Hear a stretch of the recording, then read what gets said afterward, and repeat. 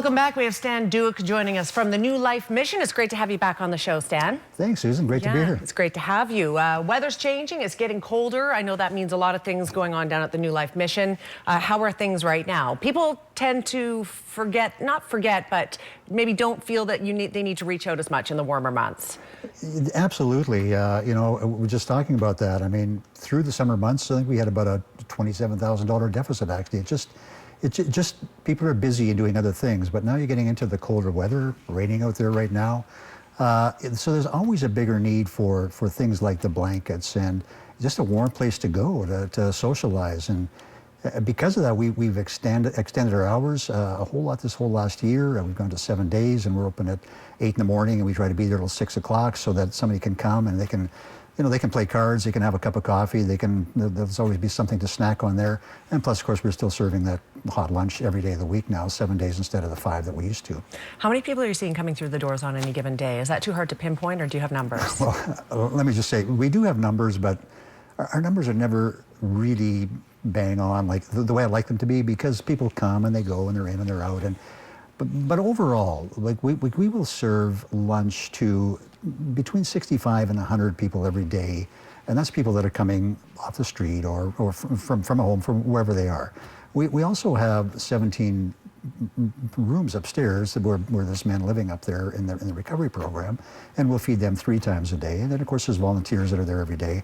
There's staff that's there every day. And when you add all of them up, we have served, you know, in the neighborhood of 32,000 meals so far this year, from January till the end of September. So, you know, that number doesn't go down, that's for sure. And that's not taking into account, you know, Domino's comes in every Monday and at 5 o'clock and brings pizza for anybody who shows up. And that's another probably 100, you know, meals a week that we serve that we really don't have number for, right? Yeah. So right now there's a campaign going on because Thanksgiving is approaching, of course, and you're looking for some help there. Yeah, always. I mean, Thanksgiving is a really, it's an important campaign for us. It's quite honestly, it's one of the biggest dinners that we put on. It's always very well attended. We'll see 200 to 250 people come for dinner on Thanksgiving Day. But the campaign is around, you know, giving us that kickstart into winter. It's around getting kind of everything back in the black kind of thing, and getting us set up so that we're in, you know, in good shape going into the fall, into the winter. And again, it's always one of our most important campaigns for sure. How can people help most effectively? Via funds, via food, by their time? Always. I mean, money is always really important. I mean, we have to look after the budget and pay the bills, no question about it.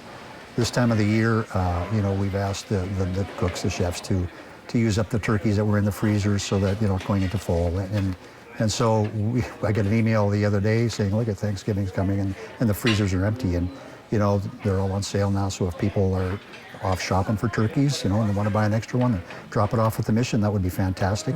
Volunteer hours, we normally get lots of calls for volunteers for the dinners themselves, but it's kind of the other times around there that we still need a lot of help. Always. Yeah. It's an all year round time where people could be donating their time, not just on the big days like Thanksgiving and Christmas and all else. There's a lot of reasons to donate time at any time. Exactly. You know, we are there 365 days a year for sure. And so we need the help all the time. Okay. No question. Stan, is there anything else that you would like to touch on that I have not asked you about today? No, I don't think so. I mean, we've talked about expanded hours and all that we do. I always like to say the community has supported us so well for so long, and they still continue to do that. And so just thanks to the community. Just thanks for everything that they do. You know, I'm looking forward to a really successful season, another year. I can tell you that, you know, we are really shifting towards trying to get anybody that walks through our door kind of one step further along their path of kind of recovery, of health, of, you know, getting back into the community in some sort of at least as a normal lifestyle as they can lead. And we've seen some really great things since we've gone to outreach positions. I think 32 people, they were telling me that they found housing for in the last few months. You know, connected people with social assistance, with different social organizations in the community. And so you know, we're just trying to do a little bit more just to try and help them get further in the community. So, which is awesome, because that's what's going to help them in the long run. that's the goal, right? That has to be the goal. Stan Dueck, Executive Director, New Life Mission, thank you very much for being here today. Thank you. Thanks very much. If you would like to learn more, donate or help out, newlifemission.ca. That information on the screen right there. We're back in 2 minutes. Stay with us.